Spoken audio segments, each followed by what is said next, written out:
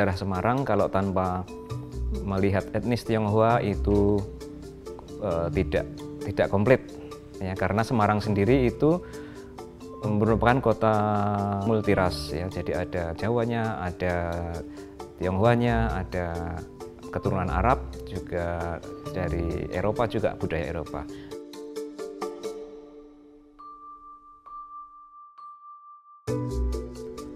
Muhibah Laksamana Cheng Ho di Semarang menjadi momentum perkembangan komunitas Tionghoa.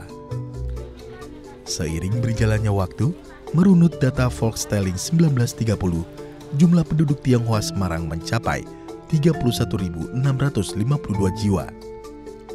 Tak heran bila kini masih dijumpai makam Tionghoa kuno.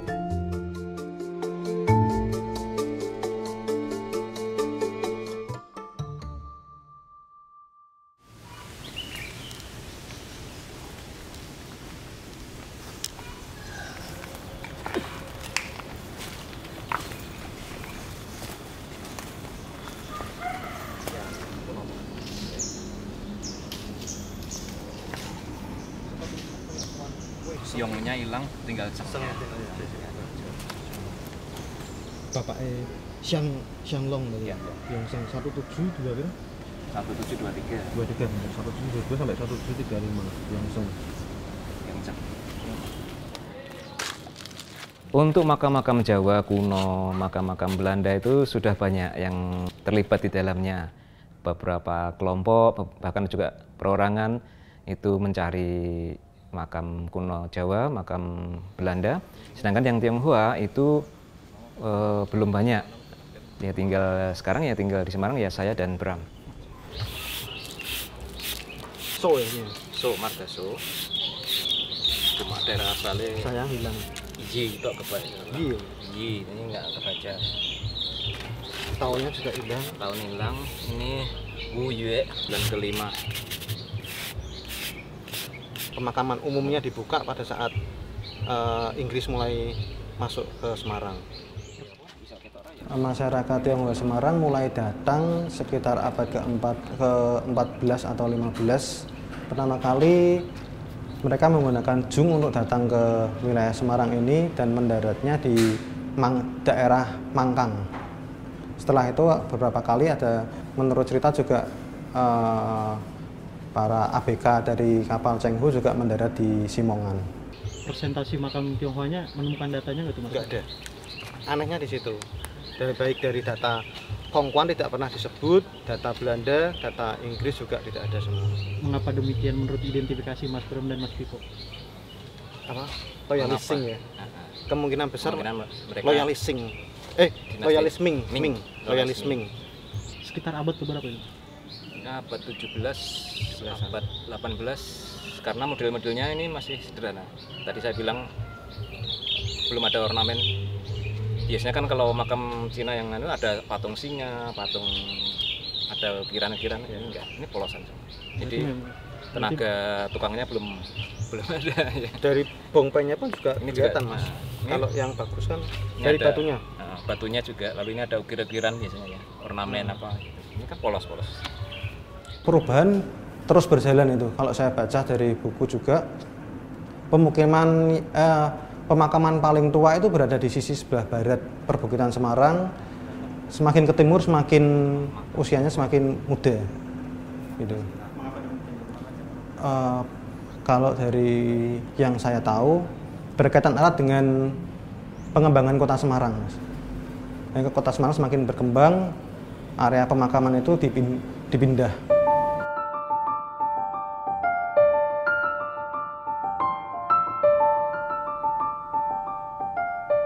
Latar belakang pendidikan saya biologi lingkungan dari Atmajaya Yogyakarta.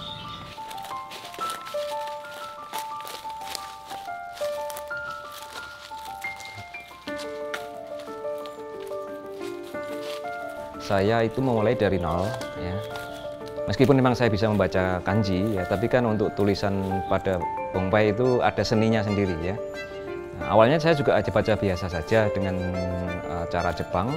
Ternyata kok ada yang tidak nyambung ya, ada yang tidak nyambung. Kemudian saya belajar dari senior-senior ya, seperti Om Jinglong, lalu Pak Irawan yang budayawan Tionghoa. Lama-lama bisa, oh ini tahun yang maksudnya ini tahun sekian, ini bulan sekian, dan itu tanggal yang ada pada batu nisan itu belum tentu dia hari meninggalnya, tapi yang pasti itu hari pembuatan pompeinya atau hari pembuatan makamnya. Dan terus lalu bisa melihat, oh ini makam kapiten, ini makam letnan. Dari mereka lah saya belajar. Jadi ini bagian muka makam, temboknya ke sana, lalu muka belakang. Sebulan lalu masih utuh. Beberapa minggu lalu saya kesini udah dibongkar. Tulisannya masih baru. Nah, ini Bersama Bram Luska, Pipo Augusto konsisten melacak keberadaan makam Tionghoa kuno di Semarang. dari sini saya kira. Bram bertugas mencari arsip serta dokumen pendukung guna menguak sejarah makam yang ditemukan. Apa? Paku. Oh iya. Berarti supannya ya. Siupannya sudah diambil. Jadi peti matinya sudah diambil. Peti matinya ini pakunya mas. Ini paku. Paku peti matinya ini. Paku peti mati. Masih utuh mas? Iya. Kita mengspesifikkan, semisal waktu itu saya dan Mas Pipo pernah mencari makam seorang mayor. Kenapa saya cari? Karena perannya cukup penting pada awal-awal berdirinya dan pembangunan pecinan Semarang. Sampai sekarang belum ketemu makamnya, cuma yang menarik adalah beliau yang banyak bekerja masih membangun pecinan dia. Seperti sarana umum atau sanitasinya beliau yang membangun.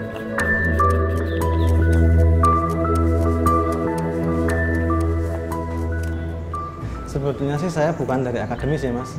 Saya dulunya sih cuma hobi aja, hobi suka baca-baca tentang literasi sejarah. Kan saya cuma pekerja biasa sih, owner cafe biasa. Cuma emang saya tertarik dengan sejarah sebelumnya. Jadi memang ada ketertarikan, jadi dengan ketertarikan itu seperti menuntut saya untuk lebih bisa menggali lagi.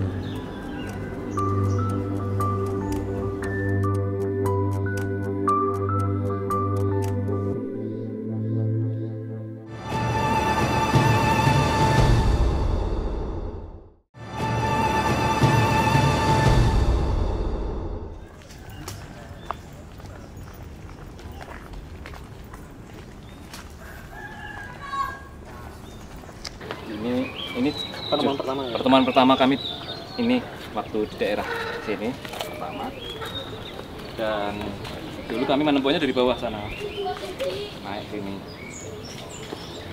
Ini dulu ada pompainya, tapi sudah ditimbun di sini. Dan ini penemuan pertama di Bergota ini mas? Iya, waktu kami datang pertama di sini, lalu yang nanti sebelah sana, yang sana-sana tadi baru-baru ya. Pada saat itu euforia seperti apa nih mas ketika melihat makam kayak gini nih? Kaget namanya. Kaget Karena kan orang taunya Bergota makam Jawa Muslim, nggak ada makam Tionghoa seperti ini yang kuno. Kalau makam yang baru di dekat Karyadi ada ya, yang model raso. Kaget waktu itu. Ini bentuknya sederhana sekali, tanpa ornamen, tanpa. Kalau yang sudah agak abad 18, 19 itu sudah ada penuh ukiran ornamen. Ini polos-polosan. Ini dinding. Ini juga ada dibuat jadi anak tangga. Dipapras. Nah, jadi anak tangga. Nasibnya Hampir sama. ya. Tapi kalau siapanya nggak bisa diketahui ya mas? Ini ada, tapi sudah dulu ada batu nisannya di sini. Tapi sudah kepotong margaso. Margaso. Cuma tahu Margaso dan nggak ada tahunnya. Tidak ada tahunnya, karena sama kepotong.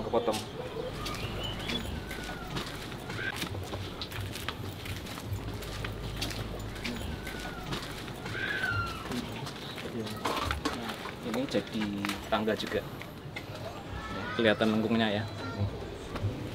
Alurnya mirip yang tadi ya. Alurnya.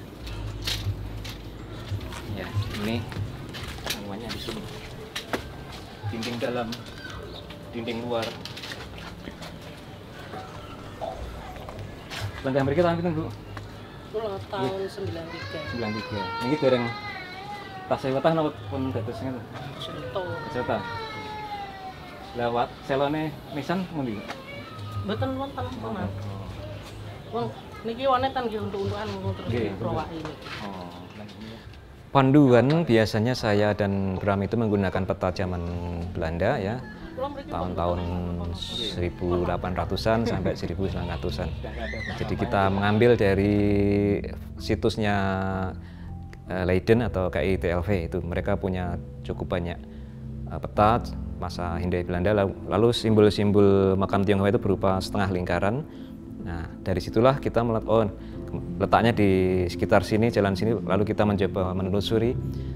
Ada yang ketemu, ada juga yang tidak ketemu karena sudah berubah menjadi ruko mungkin, menjadi sekolah, sehingga ya sudah tidak cocok dengan peta yang lama. Tapi sisa-sisanya biasanya masih ya, ornamen-ornamen itu masih tersebar berserakan biasanya.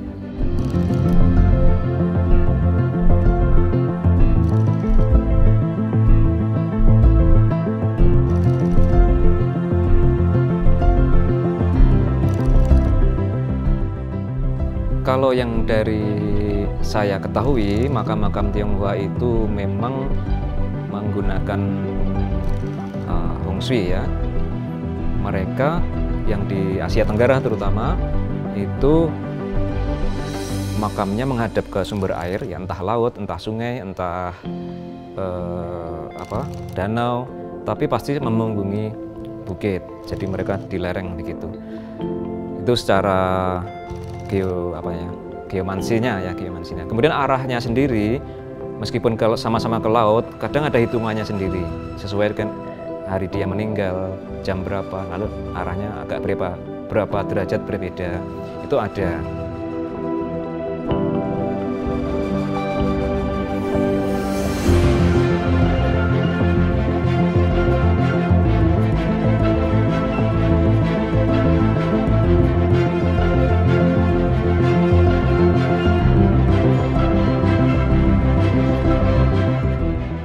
Tiga tahun berjalan, ratusan makam dan nisan berhasil mereka temukan.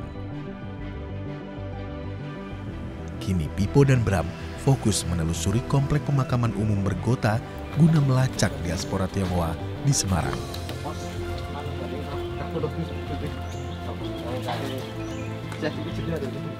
Kenapa saya dan Bram tertarik dengan Bergota? Karena orang tidak banyak mengira di Bergota ada makam Tionghoa.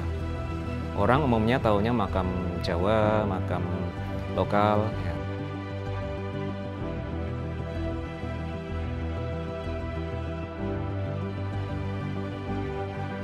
Nah, setelah itu kemudian berarti daerah Bergota masih banyak. Kami akhirnya menelusuri Bergota, menemukan 1, 2, 3, 4, akhirnya ketemu. Sampai kemarin juga masih menemukan yang baru juga kan ya kita. Seperti itu.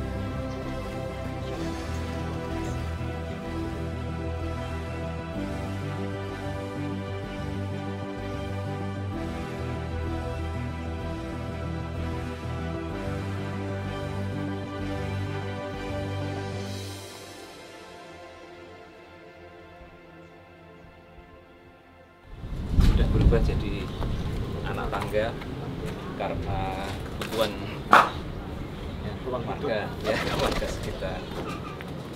Yang satu loh maksudnya masuk dalam rumah. Tandanya juga tandanya jelas ya.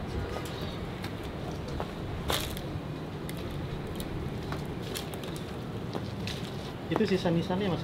Ini ya. Ini yang tempurungnya. Nisannya enggak ini seharusnya. Tapi sudah ditimbun di batas depan, jadi hadapnya ke laut. Dilema juga ya Mas? Satu Ya. sisi sebagai aset, satu sisi juga Ya. keadaan ya? Keadaan, karena memang sudah jadi permukiman dan mereka akses ke bawah ya Harus lewat jalan ini.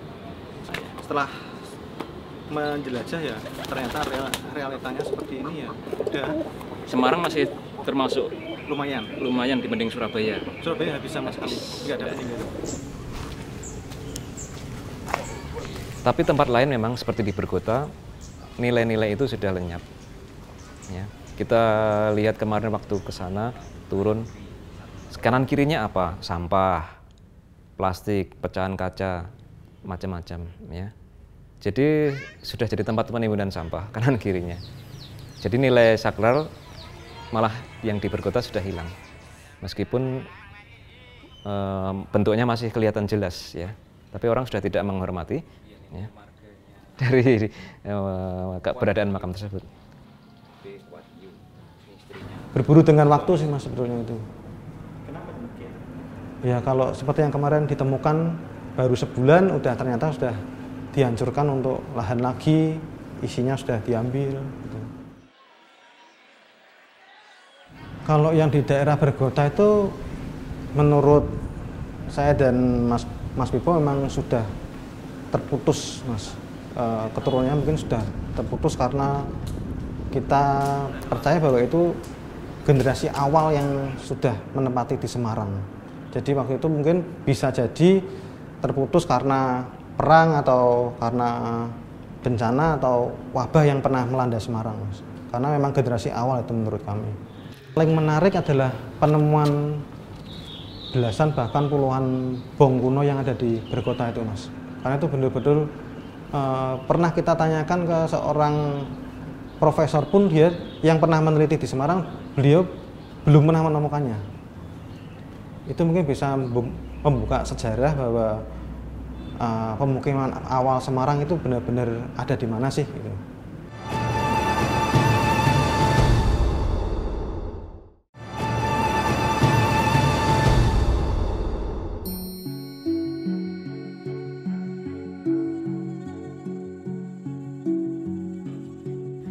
Kalau kita bandingkan dengan peta zaman Belanda, itu daerah Karyadi, lalu ke selatan itu daerah perbukitan Candi, itu dulu adalah makam-makam orang Tionghoa. Gambarnya, simbolnya makam Tionghoa. Nah, sampai peralihan masa kekuasaan dari Belanda ke Indonesia, kemudian revolusi dan 65 dan sebagainya, akhirnya lahan-lahan itu berubah menjadi perumahan, menjadi tempat niaga atau sekolah. Itu ya sudah banyak, mungkin lebih dari 50% berubah jadi tempat orang hidup, bukan orang mati lagi. Kemudian ini marganya. Semakin kesini semakin sedikit sisanya. Jadi memang kesulitannya yang masih ada pun ada kemungkinan akan dihancurkan, jadi kita tidak bisa menyematkan cagar budaya itu. Kita sudah sering sounding ke beberapa organisasi, tapi tidak ada tanggapan sama sekali sih. Jadi otomatis ya usaha kita ya melalui medsos kita sendiri aja, kita kasih tentang tulisan-tulisan supaya orang tahu. Yang di Wonodri ini ada satu ini, lalu satu lagi Mayor B, tapi itu dalam rumah. Tadi saya sudah lewat ke sana, tapi rumahnya tutup.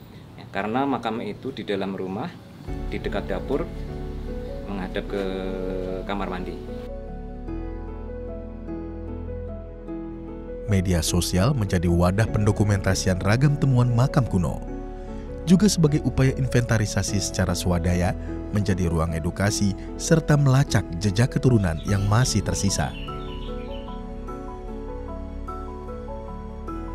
Ini adalah Om Dwi Biantek, salah satu keturunan dari Letnan Dwi Bungkong yang makamnya pernah kita temukan.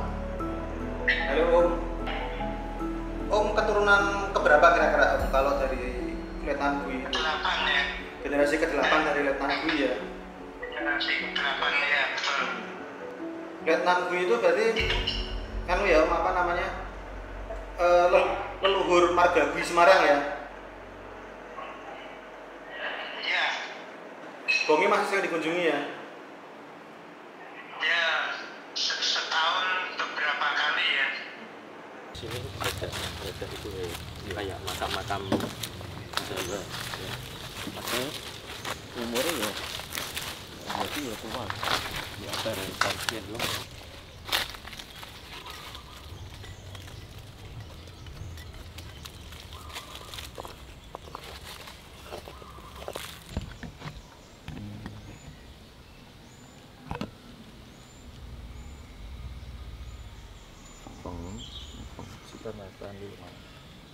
Tadi artinya ya? Ya. Ya. Ini Jiaqing tahun ke-9, berarti 1804. Ini marga Liang. Kalau di sini lihat jabatannya semacam kepala desa. Edukasi jelas ya, edukasi jelas. Karena itu salah satu produk budaya kan ya, makam itu salah satu produk budaya, juga tulisan, ornamen itu produk budaya. Ini tahun 5. Ke Tengko Fu. Nah, ini marga Kulum. Terus nek ngeliat Orang menggali sejarah orang Tionghoa maksudnya, mereka ke pecinan karena bisa melihat langsung bangunannya seperti ini. mungkin Bisa ketemu langsung dengan orang-orangnya. Ya. Kalau ketemu orangnya bisa langsung bertanya dan dijawab.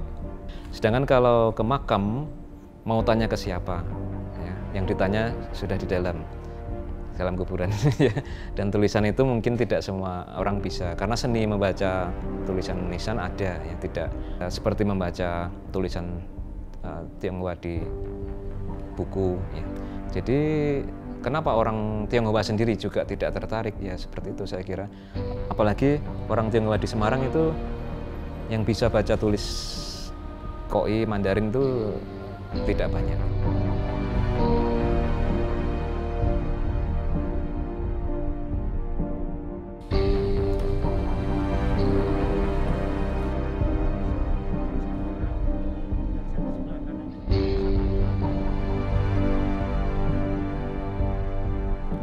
Dan harapan kami dari apa yang kami lakukan itu supaya orang lebih peduli bahwa sejarah Semarang, karena ini di Semarang ya, sejarah Semarang itu belum sepenuhnya utuh, masih ada puzzle yang hilang, kepingan yang hilang. Ya, yaitu tadi yang berkota itu kita menganggapnya kepingan puzzle yang masih hilang. Nah, tujuan kami mengumumkan supaya ada orang mungkin yang lebih tahu dari kami bisa memberikan pengetahuan, share pengetahuan pada kami.